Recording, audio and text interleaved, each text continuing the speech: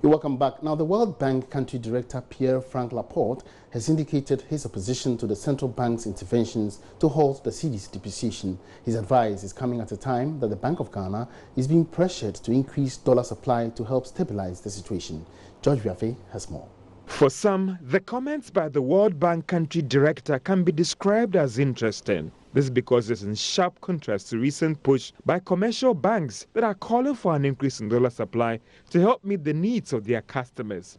The stance of the World Bank Country Director might be in line with the IMF, which recently in a statement advised the Bank of Ghana to also build up their international reserves for that rainy day.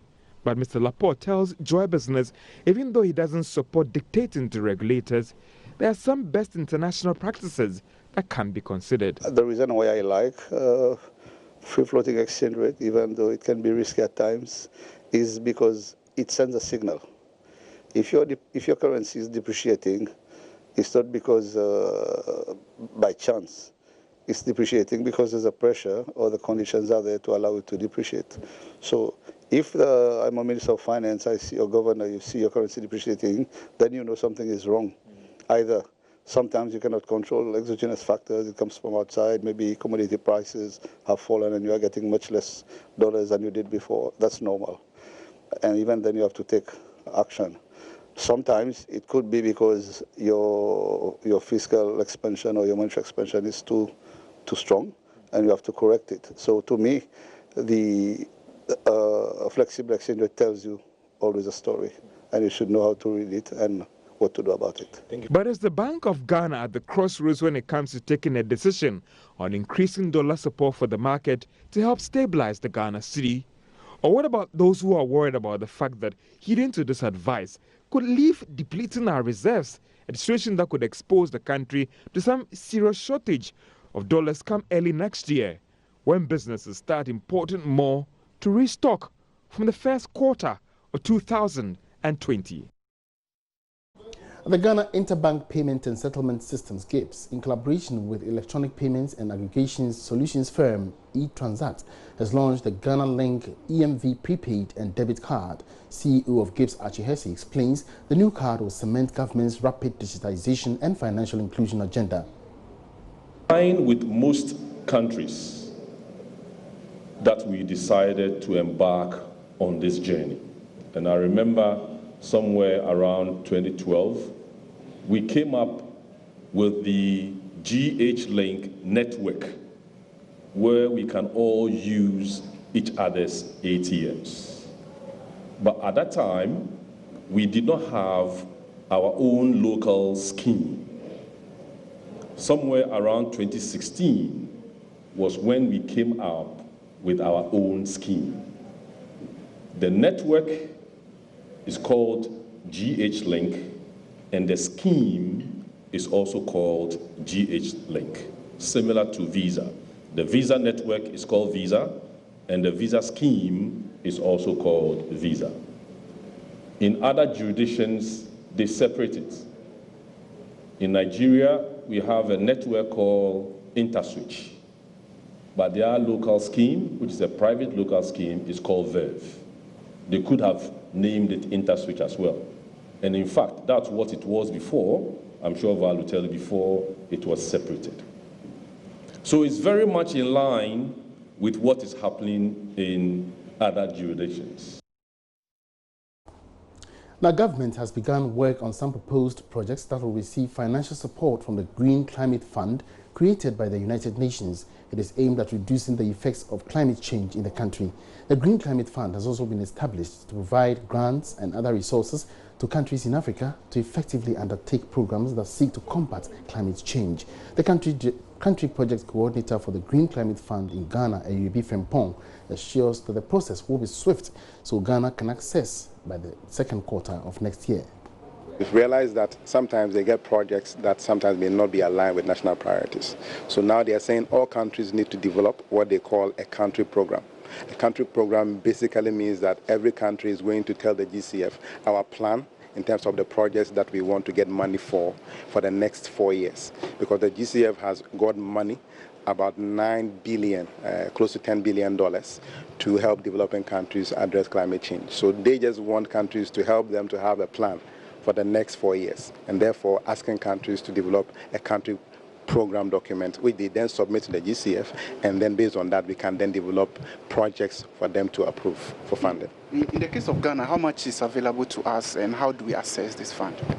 The thing about the GCF is that they don't have any particular location for specific countries, so it's first come, first served. And it's not just that, also that you come first with a very good proposal. Once your proposal is good, they are willing to fund it. They also want projects that are impactful. In that sense, they want projects that can really have significant impact in terms of addressing climate change. Once they meet their criteria, they are willing to provide you funding for that. So in the Ghana program, what are some of the projects you are looking at here? Well, that is why we started the development of the country program, because we don't have the document yet. What we just done is the launch of the development of the activities, right? So we just started the launch of the development, which means that we are now starting. But they are saying that at the very onset, you need to make sure that everybody is on board. So we need to make sure everybody knows that this is what we are embarking on now. So people should then align themselves in a way that they can make inputs into the process. At the end of the day, we hope that what comes out of the country program document is one that reflects the needs of Ghana. At the moment, we don't have the document yet, and so going forward, within the next 6 to 8 months, we should be able to have the country program document ready that can then be submitted to the GCF. Now, there is growing tension between port transport drivers in Ghana and their counterparts from neighboring landlocked countries. The drivers believe they have been shortchanged within the last few months, considering the amount of cargo they transport.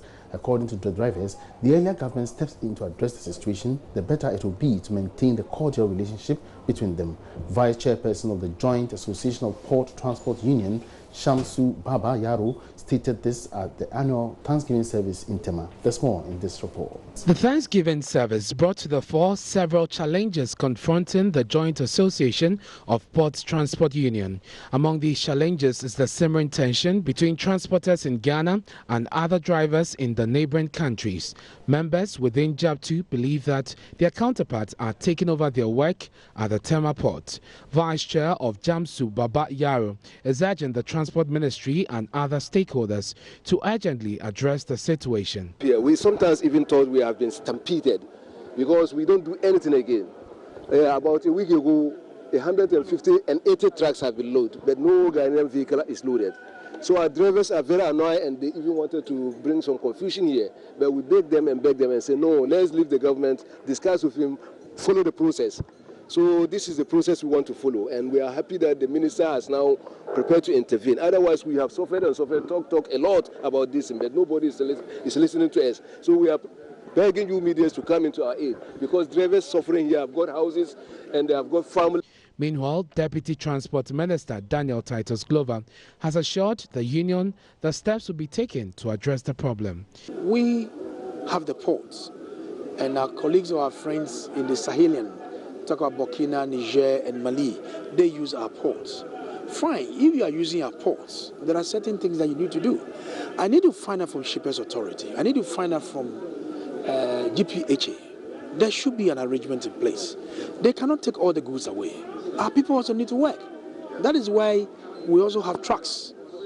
So he has just whispered to me, and I've asked him to put it on paper, address a petition to my minister, and I know my minister will quickly listen to them, and we invite the Burkinabés and the Malians and Nigerians, so we'll all sit and talk about it. It's not flexing of muscles. It's about talking to them to understand that we are Ghanaians. We are interested in the goods that are being transported to their country. If we have helped you to get your goods through the ports, what stops you from giving us a share? The event was attended by the National Road Safety Commission, the police, Ghana Ports and Harbours Authority, among others. National Chief Imam Professor Sheikh Osman Nur Shaubutu graced the occasion and advised drivers to ensure safety on the roads. The Ghana Chamber of Mines is pressing on government to deepen the consultation with investors and operators in the industry to promote a conducive mining environment. According to the Chief Executive of the Chamber, Suleiman Koni, the industry is against uncertainty as a result of policies that may cause disadvantage to the players. He spoke to Joy Business after commissioning an ultra-modern office complex for the Chamber in Accra. The office complex signals another milestone for the mining industry in Ghana as the leading producer of gold in Africa. The Chamber of Mines has been in the forefront of negotiation on behalf of mining firms in the country. According to the Chamber, uncertainty in policies and the issue of levies are identified as major challenges for the industry due to the potential of hampering growth. Chief Executive of the Chamber, Suleiman Koni, believes a more collaborative approach between industry players and government can avert the situation. It's more collaboration and deepening of relations. Our mining industry thrives on certainty, and it's important that we minimize surprises. And that requires that we actually engage continually with our various stakeholders, especially policymakers, so that we don't have the kind of surprises which would actually dampen the spirit of would-be investors looking into Ghana as a very stable, jurisdiction for mining investment. So we continue to actually invest. Our member companies will continue to invest, but it requires that kind of collaboration and certainty around the mining investors are quite worried about capricious policies. And that's why we continue and proactively engage policymakers to ensure that we have that conducive environment for us to be able to do our work. On his part, Deputy Minister for Land and Natural Resources, Benito Owusu-Bio, urged mining companies to support initiatives and projects under the Minerals Development Fund. From the construction of roads to the provision of other social infrastructure, including health centers, schools and electrification projects, among others. My ministry is also continuing to partner local assemblies to improve infrastructure development in mining areas through the Mineral Development Fund. I therefore call on the companies to support local assemblies with the needed expertise in undertaking projects under the MDF to help improve the lives of their host communities. Revenue from the mining sector has been a major contributor to Ghana's economy. Ebenezer Sabute's reports for Joy Business. It's live on the marketplace. Let's turn attention to some developments on the stock market. The acting managing director of the Ghana Stock Exchange, Ekwa Afeji, has been confirmed as the substantive head of the institution. A statement from the Council of the Exchange noted that Mr. Afeji is expected to officially assume the substantive position from January 2020. George Rafi has been going through the statement. He joins us here with some more. George, it looks like some good news for the exchange because he's been there for quite some time. Yes, of course. And in terms of continuity, you might be excited about this appointment that has been confirmed by the Executive Council of the Ghana Stock Exchange.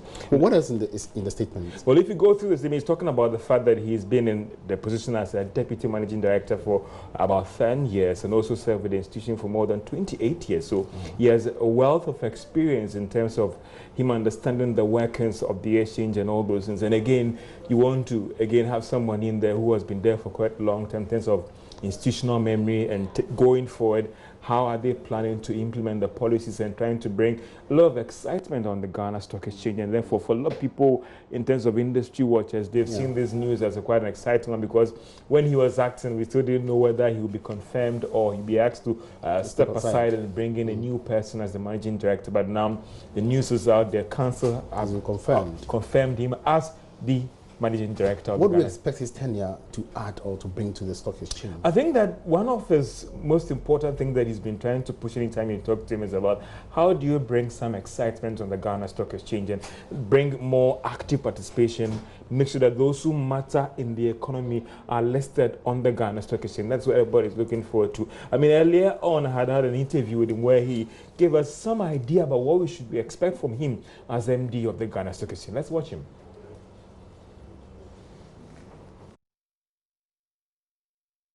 Institutions are listed. They're public companies. How come we don't have that in Ghana? Is it an issue of saying that if you want to become a bank in Ghana, you must be a public company? Also, that is something we must explore. So the mix will do? Yeah, mix will do. Not Not that you are against legislating. I'm not totally against it. So a mix of legislation and the moral suasion would help. Exactly. That's the way to go. Yes. There have been some who also proposed that, listen, government is having difficulties in sometimes revenue and all the rest. Maybe 10% or even 5% of some SOEs, float it onto the market, raise money, restrict it to Ghanaians, and that's the way to go. That is something we've pushed over the years.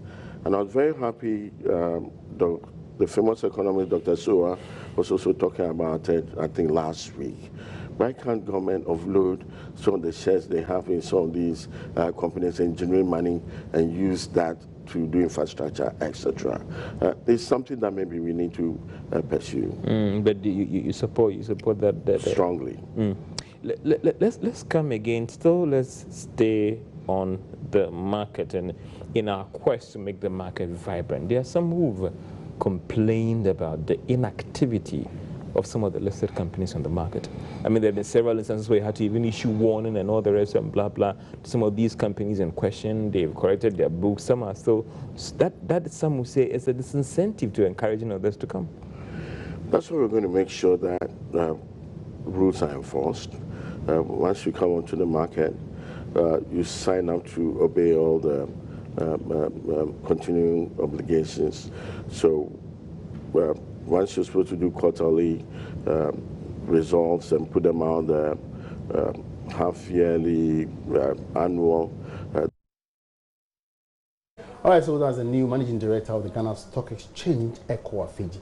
Now, George, in other markets in the Western world, for instance, news like this bring down some impact on the market. In terms of share, well, it looks like our market, it takes quite a while before they respond to news like this. So we shouldn't expect any immediate impact on the market, but maybe very soon we'll see the shares responding. All right, thank you very much for that update. And that was George Biafi bringing us up to speed with the news of the announcement of the substantive head of the Ghana Stock Exchange, Ekoa Fiji. Now, despite the call for the consumption of locally produced rice and other commodities, wholesalers and traders are calling on producers to make their products more accessible on the market. According to them, demand supersedes supply on the market. Joy Business gathered this when Kari Dodu took a tour of the central business district of Accra to ascertain the extent to which local rice is catching up. Here's the rest of the story. So there have been several calls for us to eat made in Ghana, wear made in Ghana, and even have a made in Ghana Christmas. Today, Joy Business is going to the Central Business District of Accra to find out how many of our made in Ghana products are out there on the market, and particularly looking at the ones that we will be eating more, or let's say wearing more, this festive season.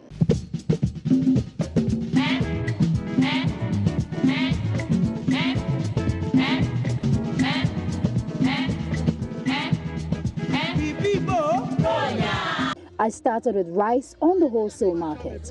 As expected, they had a lot of foreign brands in store. What was quite surprising, though, was that most of these shops did not have the local rice at all. People were buying, but now you don't know where to get it from. With those guys, I don't know where they are now. Felicia tells me that the demand for local rice has increased in the past few weeks following the reports on rice gluts in the northern part of Ghana.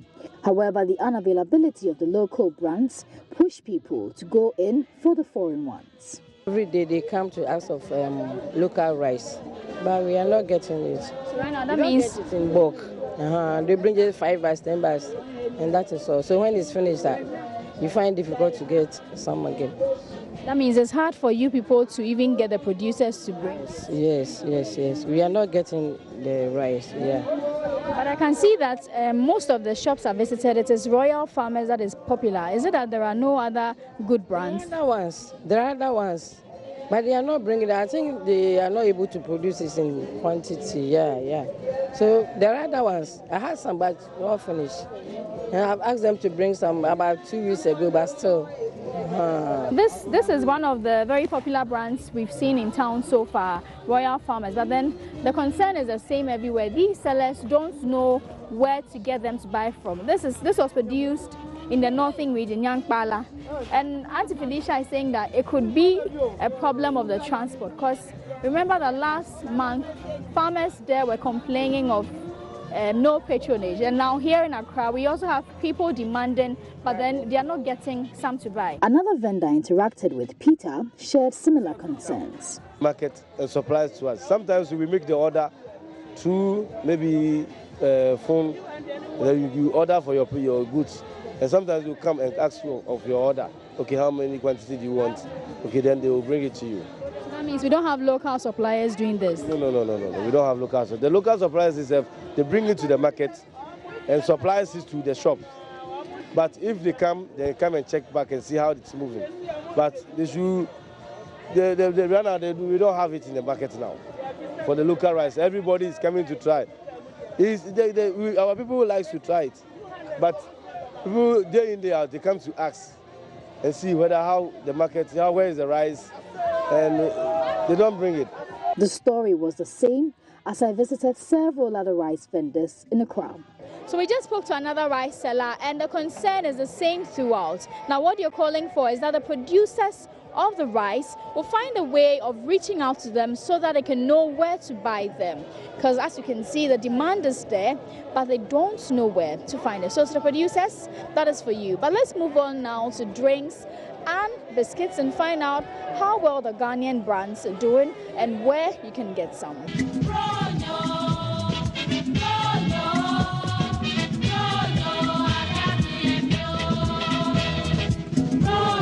For the confectionery shops, they were filled with variety of products for the season. So although our local producers are doing very well when it comes to the production of biscuits, it looks like there is still more room for improvement, like the traders have already said. Now to my right are some imported biscuits which come in different types and colors when it comes to the packaging. And to my left are the local brands that we have.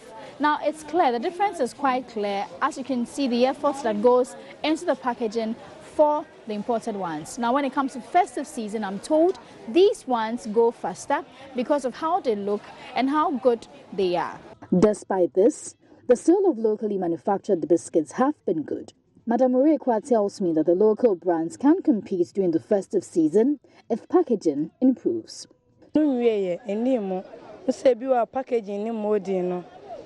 Prices mostly in Nkwala title biscuit. And say 50 pesos anyway, and no net to Nkwala no marketing na yede. No ana. What about just a package na bit me aboy ho modern kakra. Me aboy ho modern kakra na ayef. Say na be attractive na. Once says packaging no so be we frɛ. Cause ade wo ho na enye fa obi ehu na o ade ani. Ba say na obeye na fa no say na tie ma me ntobi na me so. Nkoso nhwe sa. So Auntie Urekwa here is telling me that, well, luckily enough, is the made in Ghana biscuits that are selling.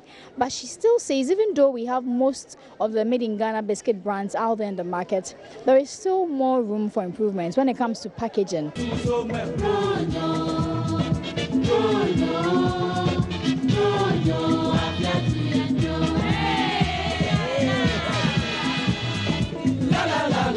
Market ya problem kakra e woni say product biba na say ya tro Ghana gu hu a customer beto no hu si e Ghana o so mpe Ghana de nti de mesre empanifo no kakra ne say so am si ye ni Ghana ne ma ne de a age so mo chire yie na ya adwen e buy a product so na ye jai mimpe we bibia mo pe abrochire de no. So you heard her, she's saying that there is still that perception that made in Ghana products are not good or quality.